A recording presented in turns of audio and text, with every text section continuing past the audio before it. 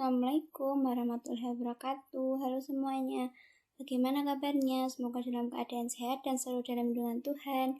Hari ini saya akan sedikit membagikan pengetahuan tentang hormon seks steroid, yaitu estrogen dan progesteron.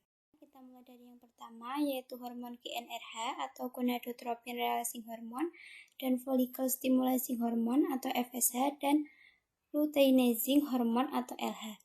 Hipotalamus mengeluarkan GnRH dengan proses sekresi setiap 90-120 menit melalui aliran portal hipotalamohipofisial.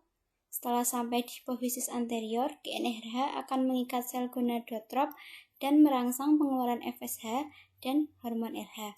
Waktu paruh LH kurang lebih 30 menit, sedangkan hormon FSH sekitar 3 jam. Hormon FSH dan LH berikatan dengan reseptor yang terdapat pada ovarium dan testis, serta mempengaruhi fungsi gonad dengan berperan dalam produksi hormon seks steroid dan gametogenesis. Pada waktu selama wanita ovulasi, GnRH akan merangsang LH untuk menstimulus produksi estrogen dan progesteron. Peranan LH pada siklus pertengahan adalah ovulasi dan merangsang korpus luteum untuk menghasilkan progesteron. Hormon FSH berperan akan merangsang perbesaran folikel ovarium dan bersama-sama dengan LH akan merangsang sekresi estrogen dan sekresi LH dan FSH dikontrol oleh GnRH yang merupakan pusat kontrol untuk basal gonadotropin, masa ovulasi, dan onset pubertas pada masing-masing individu. Harga normal LH dan FSH bervariasi, tergantung dari usia, jenis kelamin, siklus ovulasi pada wanita, kadarnya akan rendah sebelum pubertas dan jika sesudahnya akan meningkat. Faktor yang mempengaruhi kadar LH dan FSH adalah obat-obatan seperti steroid, kontrasepsi oral, progesteron, estrogen, dan testosteron. Hormon seks steroid. Hormon steroid disintetis dari kolesterol yang berasal dari sintesis asetat dari kolesterol ester pada jaringan steroidogenik dan sumber makanan. Sekitar 80% kolesterol digunakan untuk sintetis hormon seks steroid. Pada wanita, ovum yang matang akan mensintetis dan mensekresi hormon steroid aktif. Pada wanita yang menopause dan kelainan ovarium, hormon estrogen dihasilkan dari prekursor androgen. Selain itu, ovarium juga memproduksi progesteron selama fase luteal pada siklus menstruasi.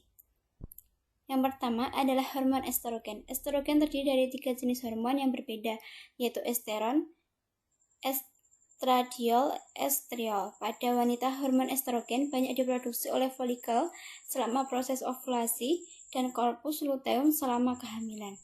Fungsi dari hormon estrogen sendiri secara khusus berperan dalam pertumbuhan dan perkembangan organ seksual seperti pertumbuhan payudara, rambut kemaluan, dan ketiak, serta menjaga kekuatan dan ketebalan dinding vagina pada lapisan uretra serta pelumasan vagina.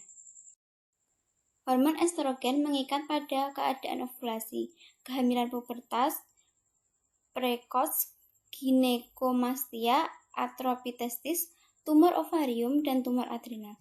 Hormon estrogen akan menurun pada keadaan menopause, disfungsi ovarium, infertilitas, sindroma Turner, amenorrea akibat hipopituitari, anoreksia nervosa, keadaan stres, dan sindrom testikular feminisasi pada wanita. Faktor interferensi yang meningkatkan estrogen adalah preparat estrogen, kontrasepsi oral, dan kehamilan, serta yang menurunkan kadarnya yaitu obat clomiphen.